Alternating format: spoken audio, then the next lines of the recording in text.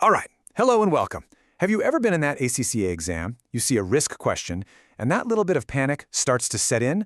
Well, you are in exactly the right place. We are going to walk through a super simple but really powerful framework that is just designed to get you marks. So let's dive right in. So imagine this. You're there. The clock is ticking away. You read the scenario. A new, aggressive competitor is on the scene, threatening everything. The question asks you to recommend a response. So, what do you write? I mean, where do you even start with that? You know, a lot of students might just freeze up, write something, well, kind of vague and generic. But that is not going to be you. No way. By the time we're done here, you are going to walk into that exam hall with the exact toolkit the examiner is hoping to see. And here it is. This is your toolkit, the ARTA framework. It's a simple little acronym that gives you 4 crystal clear, professional responses for pretty much any risk scenario they can throw at you. Honestly, think of it as your secret weapon for a top-scoring answer. ARTA, avoid, reduce, transfer, accept. That's it, just 4 words. Your first job is to get this burned into your memory. Why? Because it instantly gives your answer a professional structure. It tells the examiner, yep, this person knows what they're talking about. So let's break down each one of these responses. We're going to get into exactly what they mean, when you should use them, and of course, look at a classic example for each one. Okay, first up, we've got avoid. Now this one is the most extreme response you can have. It doesn't mean you make the risk a little smaller. It means you get rid of it completely by stopping whatever activity is causing it. You are literally just walking away from the risk. So, for example, let's say a company is thinking about a big project in a country that's, well, politically unstable. The avoid response is simply to cancel the project. No project, no risk. It really is that simple. Next up is reduce. And honestly, this is probably the most common response you'll see. The company doesn't stop what it's doing. Nope. Instead, it puts controls in place to reduce either how likely the risk is to happen or how bad it'll be if it does. A great example is the risk of employee fraud.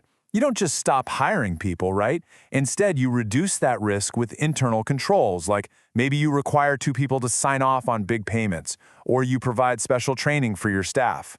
The business continues, just in a safer way. Okay, next we have transfer. Now this one's pretty clever. With this strategy, the risk is still out there, but you basically make it someone else's financial problem. You're not stopping the activity, and you're not even necessarily making it less likely to happen, but you're protecting your own wallet if it does. The absolute classic example here is insurance. You're worried about your warehouse burning down? You buy insurance. If the fire happens, the insurance company pays for the damage. See? You've transferred the financial risk. Outsourcing a really complex IT function is another great one.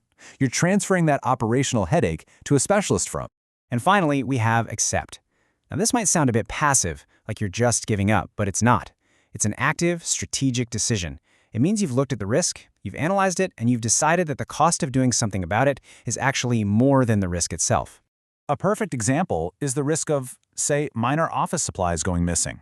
Is it really worth installing a huge, complex security system just to stop a few pens from disappearing? Probably not. The accept response is to just acknowledge it happens, and maybe you budget for a small amount of loss each year. You just accept it as a cost of doing business. Okay, so you know the 4 responses. Brilliant. Now let's talk about where students lose easy marks. The examiner absolutely loves to test the small differences between these terms, and if you're not paying close attention, it's so easy to fall right into the trap. And here it is, the #1 point of confusion for students: avoid versus reduce. The key difference is so simple. With avoid, the activity stops, full stop. With reduce, the activity continues, but you add new controls. One gets rid of the risk completely, the other just lessens it. I really can't stress this enough. If the scenario says a company has canceled the project, that is avoid. If it says they've added more safety checks to a project, that is reduce. Getting this right is a guaranteed mark. It's a gift. Don't throw it away. Think of this as your exam day cheat sheet. You gotta look for these keywords. Do you see the word insurance in the scenario? That's transfer. See a project stopped or canceled? That's avoid. New controls or training? That's reduce. And if they've looked at the risk and consciously decided to do nothing, that's accept. It really is that straightforward. So let's pull all this together. When you see that risk question pop up on your exam paper, what is the one single thing you need to remember to structure your entire answer and just nail those marks? It's ARTA. Just remember your 4 options, start your answer by identifying the risk, and then just go through it. Evaluate each of these 4 options, avoid, reduce, transfer, accept, in the context of that scenario. This is your roadmap to a clear, logical, high-scoring answer. Look, you have the toolkit now. You have the framework. You know the definitions, you've seen the examples, and you know the common traps to look out for. So go into that exam, apply ARTA with confidence, and get the marks that you absolutely deserve. You've got this.